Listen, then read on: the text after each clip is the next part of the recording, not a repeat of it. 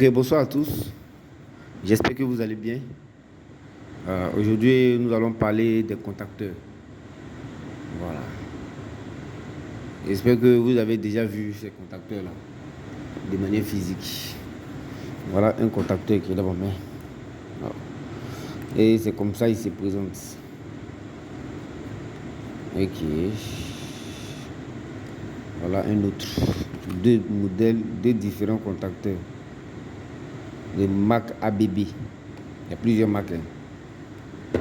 Voilà. Donc, le contacteur, normalement, comme il est écrit ici, est un appareil électrotechnique destiné à établir ou interrompre le passage du courant à partir d'une commande à distance. Voilà. Donc, c'est son rôle qui est là. Il permet d'établir et d'interrompre le passage du courant dans un circuit à partir d'une commande à distance. Voilà. Ok. Donc, on a plusieurs types de contacteurs. On a des contacteurs de puissance et des contacteurs auxiliaires. Voilà, qu'on appelle le contacteur de commande. Voilà. Donc ici, comment les différencier? D'abord, le contacteur de puissance. Le contacteur de puissance, ils servent à contrôler le courant élevé dans un circuit. Ils permettent de commander un circuit de puissance à partir d'un simple bouton poussoir. Donc, ils sont composés de commandes de contacts de puissance. Exemple ici, dans notre cas ici, ça c'est un contacteur de puissance. Pourquoi?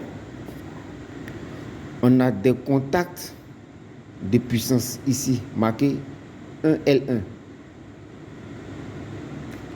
2L1, ici. Ici, on a 1L1, 2L1.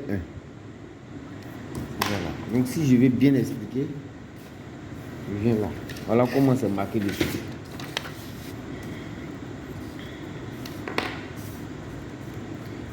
Le premier ici, ça c'est un contact. Là, c'est un contact. Voilà comment il est marqué ici. On a 1, L1, 2, L1. C'est comme ça ils sont. Donc, pour savoir si ce sont des contacts de puissance, c'est ce symbole-là il faut regarder.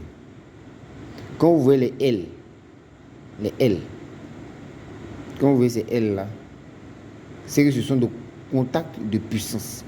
On a 3 contacts de puissance. Ça, c'est un contacteur tripolaire parce qu'il a 3 pôles. 1, 2 et 3. 3 pôles, c'est-à-dire que 3 contacts de puissance. Il y a des contacteurs qui ont 4 contacts de puissance. C'est en fonction du nombre de contacts de puissance, on attribue son nom. C'est-à-dire que si c'est un contact qui a 3 contacts de puissance, c'est un tripolaire. Si c'est 4 contacts de puissance, c'est un tétrapolaire. Ici, on a un contact NC. Voilà ça. C'est mentionné bien, vous voyez ici. Un contact NC. Et voilà son deuxième. Voilà, ça c'est le contact. Voilà. Donc vous allez voir. On va voir ça de plus près après. On va bien détailler tout ça après. Donc, on va passer au symbole. Le symbole de contacteur de puissance. Regardez ici. Ok. Ici, voilà le symbole d'un contacteur de puissance.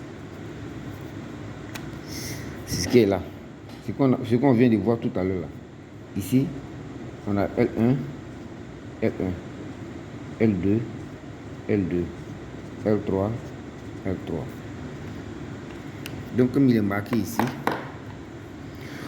le contacteur que vous voyez là, est composé d'une bobine à l'intérieur.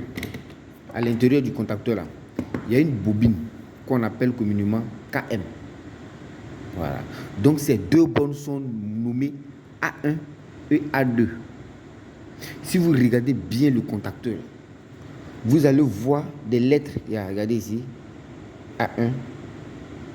On a A1 ici, et puis on a A2. Voilà. Donc, c'est la bobine. A1 et A2, ce sont les bornes de la bobine. Voilà, le A1 et le A2. Quand c'est alternative, on met la phase et le neutre. Donc, c'est-à-dire que voilà les deux bornes de la bobine. Voilà. Le contact, j'ai dit quoi tout de suite? Le contacteur est composé d'une bobine et des contacts. Le contacteur est composé d'une bobine et des contacts. Et ici, on a 3 contacts de puissance sur ce contacteur. Voilà comment sont représentés ces contacts de puissance. Les symboles. Les 3 contacts de puissance. Et puis ici, on a 2 contacts simples. Voilà. Mais dans notre cas ici, dans notre contacteur ici, c'est un contact seulement, NC, qui est là. Un contact, NC. Voilà. Moi, sur le schéma, il y a mis 2 contacts. Un contact NC et puis un contact NO. Voilà. Donc, généralement, vous allez voir des contacteurs où il y a 2 contacts simples, 2 contacts de commande et puis 3 contacts de puissance. Voilà. Ici, ce sont des contacts de puissance. Là, ce sont des contacts de commande. Voilà. Dans un circuit, là, il y a ce qu'on appelle la partie puissance et la partie commande. La partie puissance, c'est là où il y a le courant fort, et la partie commande, il y a le courant faible. Donc ici, on a là les contacts de puissance et les contacts de commande sur le même contacteur. Voilà. Comment fonctionne ce contacteur? Mais on va parler d'abord ici du contact auxiliaire, ce qu'on appelle contact de commande. Le contact de commande, mais le contact auxiliaire, il est composé aussi d'une bobine qui est à ses bornes A1 et A2, avec des contacts de commande, c'est-à-dire des contacts auxiliaires. Ce sont des contacts, des simples contacts qui sont utilisés avec de faibles courants, ce qu'on appelle, il y a NC, NO, NO. On peut avoir 2 NO, 2 NC. Vous allez voir une image de ce genre de contacteur là. Mais la plupart des contacteurs que nous avons utilisés ici, c'est le contact de puissance. Voilà. Donc notre étude va beaucoup se focaliser sur le contacteur de puissance. Donc sachez que un contacteur de puissance est composé d'une bobine et des contacts de puissance et des contacts de commande. Voilà. Donc c'est ce que vous devrez savoir. Maintenant, comment fonctionne ce contacteur de puissance? On va passer au fonctionnement.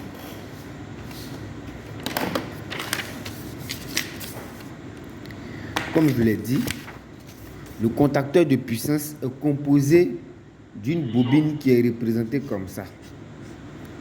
A1 et A2. Quand vous prenez un contacteur que vous voyez A1 et A2, dites-vous que ce sont les bornes de la bobine. Et les contacts de puissance sont représentés comme ça. Les contacts de puissance sont toujours ouverts. Voilà. Ici, on a un L1, comme c'est écrit sur le contacteur, 2 L1, c'est-à-dire que c'est la ligne 1, c'est-à-dire 3 L2, 4 L2. Ici, c'est la ligne 1, 1, 2. La ligne 2, 3, 4. Et on a 5 L3, 6 L3. Donc, j'explique pourquoi c'est nommé comme ça. 1, c'est le premier contact, la borne 1, et puis 2. 3, 4, 5, 6. Maintenant, pourquoi c'est L1? L1, c'est la première ligne. L2, deuxième ligne. L3, troisième ligne. Voilà. Donc, les 3 contacts sont comme ça dans le contacteur. Ils sont séparés. Ils ne sont pas liés. Ici, c'est une liaison. C'est-à-dire que c'est une liaison avec la bobine. Voilà. Si je vais revenir un peu en arrière, dans le groupe passé, on sait qu'en physique, on nous a dit qu'une bobine parcourue par un courant électrique crée un champ magnétique autour de lui. Un champ magnétique Donc une bobine parcourue par un courant électrique se comporte comme un aimant. Voilà. Donc une fois, comment ça se comporte? Une fois que le A1, c'est-à-dire que la bobine du contacteur est alimentée, une fois qu'elle est alimentée, ceux-là, ce sont des lamelles. Donc ils sont en truc là, en fait, bon. C'est-à-dire que ils seront attirés. Ils seront, une fois que la bobine est alimentée, elle sera aimantée. Donc ils seront attirés vers la bobine. Donc ils vont fermer immédiatement. Du coup, les gars ferment en même temps le commande et les contacts. Les contacts sont fermés. Vous voyez, non? Parce que la bobine est alimentée. On va voir ça de manière pratique. Vous voyez? Une fois que la bobine est alimentée, elle ferme ses contacts. Les contacts se ferment. C'est comme ça que le contacteur se comporte. Une fois qu'on met du courant dans la bobine, les contacts se ferment automatiquement.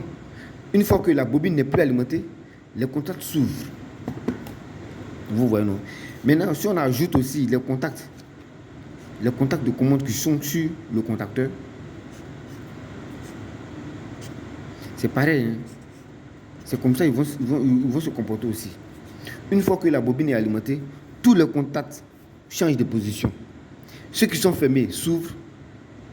Ceux qui sont ouverts se ferment. Vous voyez, non? Donc, du coup, ici, là, une fois qu'on met du courant ici, tous les 3 contacts de puissance, sachez bien une chose, les 3 contacts de puissance sont normalement ouverts. Les contacts de puissance sont normalement ouverts. Les contacts de puissance sont normalement ouverts. Donc, une fois que la bobine est alimentée, tous les 3 contacts de puissance se ferment. Voici les 3 contacts de puissance. Les 3 contacts de puissance se ferment automatiquement. Une fois qu'elle n'est plus alimentée, les 3 contacts s'ouvrent. S'il y a des contacts de commande dessus aussi, eux aussi changent de position. En même temps, tout ce qui est contact dessus change de position. Voilà. Ok, toujours avec les contacteurs de puissance. Voilà, je reviens encore sur le schéma, sur les symboles des contacteurs. J'ai dit, les contacteurs sont composés d'une bobine et des contacts de puissance et des contacts de commande qu'on appelle des contacts auxiliaires. Voilà, ils servent à commander, des contacts de commande. C'est-à-dire à commander un circuit de commande à partir du contacteur. Ici, c'est le contacteur, c'est le circuit de puissance. Voilà. Le circuit de puissance, c'est là où on utilise un fort courant. Le circuit de commande, c'est là où on utilise un faible courant. Ok.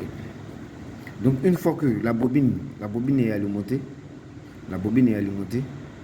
les contacts se ferment. Tout ce qui est ouvert se ferme. Tout ce qui est fermé s'ouvre. Mais je vous dis une chose, les contacts de puissance sont des contacts ouverts. Ils sont toujours ouverts. Des contacts de puissance. Quand vous prenez un contacteur pour reconnaître les contacts de puissance, vous allez voir, c'est marqué 1 L1 et en bas 2 L1. Et ils sont ensemble. 3 L2, 4 L2 sont ensemble. 5 L3, 6 L3. Maintenant, ça, ce sont des contacts que nous, on a déjà vu ça. Ok. Donc, par là, on va procéder à une mise en pratique de notre contacteur. On va l'alimenter et voilà, vous allez voir la fermeture ou l'ouverture de ces contacts. Oh, ok, à tout à l'heure. Ok. Bon, maintenant, on va procéder à une mise en pratique. Voilà. Maintenant, il y a une chose que je voulais vous faire savoir. Sachez que les contacteurs, là, il y a plusieurs types. Il y a des contacteurs de 24 volts et il y a des contacteurs de 220. Donc, pour savoir si c'est un contacteur de 24 volts, vous regardez un peu sur sa face. Regardez ici. Ici, on a un contacteur de 24 volts. C'est-à-dire quoi? C'est que la bobine est alimentée sous 24 volts. Voilà. C'est pour vous dire que la bobine prend 24 volts. Si tu mets 220 dedans, ça va péter. Voilà. Mais celui-là, Celui-là, c'est un contacteur de 220. C'est marqué ici. C'est marqué en bas ici. 220. Donc lui, on peut l'utiliser sur une alimentation de 220 volts. Mais celui-là, c'est 24 volts uniquement. Voilà. Mais, sachez aussi que, quelle que soit son alimentation, l'alimentation de la bobine, ça ne veut pas dire que le circuit de puissance, c'est-à-dire le compteur de puissance ne peut pas prendre 220. Non. C'est la bobine uniquement qui doit être alimentée à 24 volts. Mais les contacts de puissance là, on peut faire passer 220 dedans, on peut faire passer 380 dedans. Mais c'est la bobine uniquement qui est alimentée sur 24 volts. Voilà. Donc ne vous dites pas que comme c'est une contacteur de 24 volts, donc vous dites non, c'est forcément 24 volts. Non. Les contacts de puissance peuvent être utilisés avec la tension maximum qui est marquée dessus. Qui est marquée pour les contacts, pour la tension maximum. Mais la bobine, on met toujours l'alimentation de la bobine sur le contacteur. Vous allez voir, 24 volts. Ici, c'est 220. Voilà. Mais ce que vous allez avoir plusieurs images. Ici, là, celui-là et puis celui-là sont différents. Vous regardez, ici, la bobine de celui-là, ces bornes sont positionnées comme ça, verticalement. Mais ici, sa bobine-là se trouve en haut ici. Donc, l'aliment, ça veut dire que les deux bornes de sa bobine sont ici. Comment savoir? Vous regardez bien, si vous regardez bien là, c'est marqué ici A1. Et puis ici A2. Si j'approche bien la lampe, vous allez voir, vous voyez le A2 qui est là, A2. Maintenant ici aussi, vous allez voir, à quelque part là, c'est marqué A1. Voilà. Donc tout est écrit dessus. Où c'est marqué A1, ça prend la phase. Où c'est marqué A2, ça prend le neutre. Ok. Donc on va procéder à une alimentation, à un cas pratique. Donc je vais alimenter. Regardez. D'abord, avant de l'alimenter là, je vais tester les contacts. On va voir si normalement c'est un contact de puissance, celui-là. Parce que pourquoi c'est noté 1L1, 2, 1L1, 2, T1, 3L2. C'est-à-dire que ce sont les contacts de puissance, comme il est écrit ici. Donc, je vais tester la continuité. Vous allez voir que ça ne passe pas. Ça ne va pas passer. Ça passe pas. Ça passe pas. Ça passe pas. Ici, là, ce contacteur n'a pas de contact de commande. Il n'a pas de contact auxiliaire. C'est uniquement des contacteurs de puissance. Mais celui-là, il a un contact auxiliaire qui est marqué NC. Ok. Donc, une fois que quand je vais l'alimenter là, on va mesurer d'abord l'ampérage. Quand je vais l'alimenter, vous verrez qu'il est vraiment alimenté. Voilà, j'alimente. Vous voyez, il s'est enclenché. Donc, on va vérifier l'alimentation. On va vérifier l'alimentation de la bobine en 220.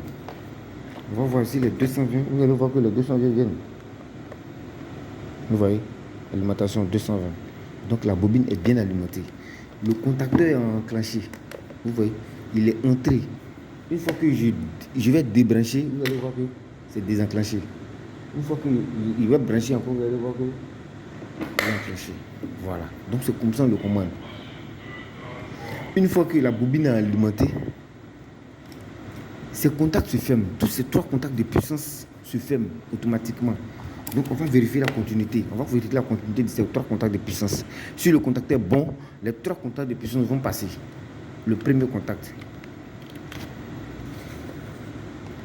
Normalement, il doit passer. Normalement, il doit passer. Voilà. Il sonne. Il sonne.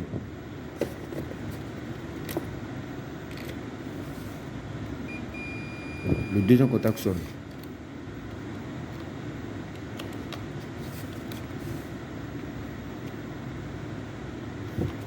Le troisième contact ne sonne pas.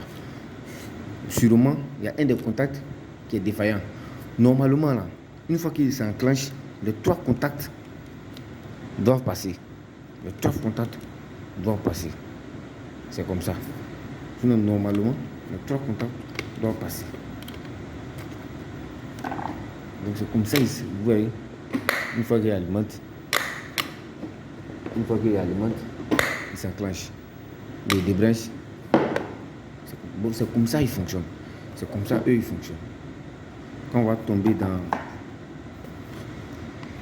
On va faire un circuit complet. Vous allez comprendre comment fonctionne réellement. Donc le moment, c'est pour vous montrer exactement comment il fonctionne. Mais c'est une chose, l'alimentation qu'on met ici là, ça ne passe pas dans les contacts. Voilà. L'alimentation qui est là, c'est juste pour alimenter la bobine pour qu'elle permet de faire c'est-à-dire que couper, fermer, ouvrir les contacts, c'est tout. C'est la bobine là qui ouvre et ferme les contacts de manière automatique. Une fois qu'elle est alimentée, elle ferme les contacts. Une fois qu'elle n'est plus alimentée, elle ouvre les contacts. C'est comme ça que lui fonctionne. C'est comme ça le contacteur lui fonctionne. Tous les contacteurs que vous allez avoir, c'est comme ça. Même si c'est un gros contacteur, un petit contacteur, c'est comme ça il fonctionne. Le fonctionnement là, c'est comme ça. Maintenant, ce que vous devez retenir, c'est le symbole. Le contacteur a un unique symbole. C'est comme ça qu'il se présente. C'est comme ça le contacteur se présente. Il n'y a pas autre. Vous allez avoir un gros contacteur, un giga contacteur. C'est le symbole. C'est ce que j'ai dit autrefois. Quel que soit l'équipement que vous allez rencontrer là, regardez le symbole. Une fois que vous révélez le symbole là, vous allez connaître son fonctionnement. Je vais vous montrer encore un gros contacteur. Vous voyez. Ça, c'est un contacteur. Tu vois. Ça, c'est un contacteur. Ça aussi, ça, c'est un contacteur. Mais la chose que je peux vous dire, ce que je dois me retenir là, vous devez retenir là, c'est le symbole. Le symbole. Retenez bien le symbole. Parce que c'est à partir du symbole là, vous allez connaître le fonctionnement d'un équipement. Voilà. C'est sûr que vous n'allez pas avoir, vous allez jamais rencontrer ce genre d'équipement. Un équipement, vous n'allez jamais rencontrer ça dans toute votre vie. Mais à cause du symbole seulement, vous saurez comment fonctionne cet équipement. Voilà, donc, c'est ce que vous devez savoir sur les contacteurs. Voilà, donc, on va passer à autre chose. Donc, ceux qui ont des questions, qui peuvent m'envoyer ces questions, peuvent poser leurs questions, leurs préoccupations. Je vais répondre. Donc, merci et bonne soirée à tous. Je vais ajouter encore une chose. Ça, ici, on a, ceux qui ne voient pas bien, on a un contact. Voilà bien le symbole ici. On a un contact. Mais est-ce que c'est quel genre de contact? On regarde là. On regarde bien là. C'est un contact NO. NO normalement ouvert. Ça, c'est un contact NO normalement ouvert. Ok. Donc, ces genres de contacts-là, on les appelle les contacts auxiliaires. Ce sont des contacts qui sont montés sur des contacteurs. Tu vois? Si on a un contacteur qui n'a pas de contact auxiliaire et qu'on veut utiliser un contact auxiliaire commandé par un contacteur, c'est ce genre de contact-là qu'on utilise. Si on a un contacteur qui n'a pas de contact auxiliaire, c'est-à-dire comme celui-là qui a un contact auxiliaire NC, qui n'a pas de contact auxiliaire, et qu'on veut utiliser des contacts auxiliaires commandés par le contacteur, on monte simplement ces gens de contacts-là. Voilà. Pour les monter là, c'est simple. Tu les loges comme ça. Simplement. Vous voyez. Il est NO. Une fois que le contacteur est alimenté et qu'il s'enclenche, lui aussi se ferme. Il change de position. Parce qu'il est monté sur le contacteur. Vous voyez, non? Donc, ça veut dire que ce contact est commandé par le contacteur. Une fois qu'il laisse, vous voyez, regardez ici bien. Lui, il est en position NO. Normalement ouvert. Une fois que le contacteur est enclenché, quand il s'enclenche, on appuie bien. Vous voyez que lui aussi, il change de position. Actuellement, il sera fermé. Si on teste, vous allez voir qu'il est fermé. Vous voyez, non? Donc, ceux-là, ce sont ce qu'on appelle des contacts auxiliaires. Mais il y a des contacteurs qui viennent avec les contacts auxiliaires, des contacteurs qui viennent maintenant avec les contacts auxiliaires, comme celui-là. tu vois. Lui, il est déjà intégré. Il y a des contacteurs aussi, là, vous allez voir, il y a 2 contacts auxiliaires dessus. Ils sont déjà là. Ou bien aussi, il y a des contacteurs aussi, il n'y a rien. Il faut monter ces contacts auxiliaires, forcément. Contact auxiliaire. On les graffe dessus. Pour les enlever là, tu tires le bouton qui est là. Puis tu tires vers le haut. Voilà. Donc ça là, on les appelle des contacts auxiliaires. Et ils sont montés sur des contacteurs. On va voir ça bientôt. De manière pratique. Ok. Donc si ce cours sur le contacteur se termine maintenant. Donc ceux qui ont des questions et des préoccupations, n'hésitez pas à poser vos questions. N'hésitez pas à m'écrire. Voilà. Donc merci et bonne soirée à tous. On est toujours sur le contacteur. Voilà, ici dans cette vidéo, on va faire un petit montage avec le contacteur. On va commander le contacteur à partir d'un bouton poussoir. On a déjà vu les boutons poussoirs. Donc on va commander un contacteur à partir d'un bouton poussoir. Donc on va procéder par un petit schéma. Voilà. C'est simple. Ici, on a notre bobine. Bobine KM. Ici on a A2 et ici on a A1. On a notre bobine. Okay. Bon, ici on a notre alimentation L1 qui va venir sur le bouton poussoir. Ici,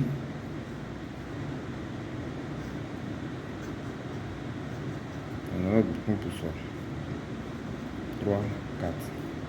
On va nommer ça S1. Voilà. Qui va venir directement sur la bobine du contacteur. Et ici, on connecte le neutre. Vous avez vu, non? Ici la phase, ici le neutre. C'est-à-dire que on va prendre la phase, une phase. On va faire passer ça par le bouton poussoir qui est S1, qui va sortir ici et venir sur le contact, sur la bobine du contacteur A1, qui va rentrer à A1. C'est-à-dire dès qu'il sort par le bouton poussoir, il vient sur le A1. Maintenant, le A2 est lié au neutre. C'est ce que j'avais dit sur le contacteur. Je dis, la bobine du contacteur est alimentée, les 2 bornes sont A1 et A2. Voilà. Si c'est un contacteur de 220 volts. Voilà. Donc, c'est ce petit schéma-là, ce petit montage-là qu'on va mettre en pratique. Commander le contacteur KM par un bouton poussoir S0, S1. Ici, on n'a pas mis les contacts de puissance du contacteur parce qu'on ne va pas les utiliser. Voilà. Si on devait les utiliser, exemple, voilà notre contact ici. Le contact de puissance.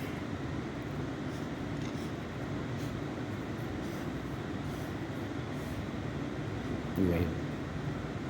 Le contact de puissance, les 3 sont liés mécaniquement. Parce qu'une fois que la bobine est alimentée, les 3 contacts se ferment ensemble. Vous voyez. Donc, on ne va pas utiliser ces 3 contacts de puissance là. On va juste voir la fermeture ou l'ouverture du contacteur. On va alimenter, je répète, la tension vient, elle passe par le bouton poussoir. Elle rentre par la borne 3, sort par la borne 4. Elle vient alimenter la bobine par A1 et le neutre A2. Voilà. Donc c'est simple. On prend notre contacteur. Apparemment, j'ai déjà fait le montage. Voilà. Donc ici, on a dit que l'alimentation vient de L1. C'est l'alimentation qui est là. Bon, disons que nous, on prend le bleu comme notre alimentation. Hein. Voilà. On prend le bleu. L'alimentation vient par là, passe par le bouton poussoir, ressort et revient sur la bobine du contacteur. Et celui-là est connecté à l'autre phase. Vous voyez, c'est simple. Un équipement qui est alimenté par 220 volts alternatives, il n'y a pas de polarité. Tu peux changer. Tu peux mettre lui là ici, tu peux mettre lui là ici. Il n'y a pas de changement. Mais quand c'est continu, c'est là il faut respecter les polarités. Voilà. Donc celui qui veut, je peux faire un coup spécial si les tensions continuent. Pour lui. Mais néanmoins, s'il est intéressé, il m'écrive en privé. Donc c'est ça. Donc ici, on a notre bouton poussoir. Notre bouton poussoir qui est représenté ici. On a notre contacteur qui est là. Notre ligne phase qui est là. Voilà la phase neutre. Voilà ça. Donc, vous voyez, c'est simple. C'est comme un allumage, simple allumage, des trucs comme ça. Donc notre seulement que il vous avait dit que les boutons poussoirs là, ce sont des boutons arrêtés automatiques. Une fois que tu appuies, tu laisses arriver. C'est pas le contact là, c'est pas même sur le contact des bâtiments. Voilà. Maintenant, remarquez généralement les contacts, les boutons verts sont les boutons utilisés pour une mise en marche d'un équipement. Dans la plupart des installations, vous allez voir un bouton vert, comme ça, un bouton poussoir vert. C'est pour une mise en marche, c'est pour mettre quelque chose en marche. Quand c'est rouge, c'est pour bouton stop, c'est pour arrêter un équipement. Voilà. Donc, je vais mettre l'alimentation. Ok, maintenant, il y a l'alimentation 220, je vais brancher. Maintenant, une fois que j'appuie, regardez le contacteur, comment il va se comporter. Ouais. Donc, dans cette vidéo, j'ai mis le contacteur et le bouton poussoir de manière pratique. Maintenant, regardez, je vais monter ce contact auxiliaire là sur le contacteur. Vous allez voir comment ça va se faire.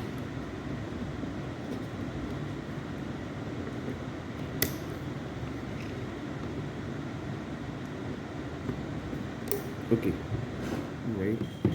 Vous voyez ici. Vous voyez là. Il est en position normale. Quand vous voyez le blanc. Mais une fois que j'appuie le bouton, il change de position. Donc les contacts de puissance aussi changent de position. Voilà. Okay. Donc c'est comme ça qu'il fonctionne. Maintenant ici, on a dit dans le fonctionnement des contacteurs, on a dit que le contacteur est un appareil électrotechnique destiné à établir et interrompre le courant à partir d'une commande à distance. Voilà.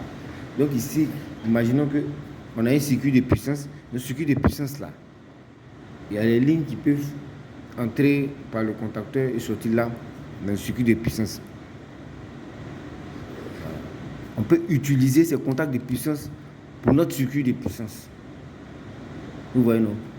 Pourquoi on dit interrompre? Exemple, quand le courant quitte dans le disjoncteur, ça vient sur le circuit de puissance pour aller sur l'équipement qu'on veut commander. Vous voyez, non?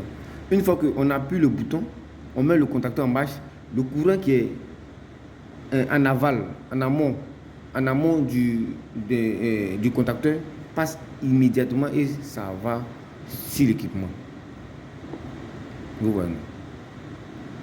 Néanmoins, on va voir ça encore après, plus tard. Ça, les montages, quand on va voir les différents montages, là, vous allez voir ça.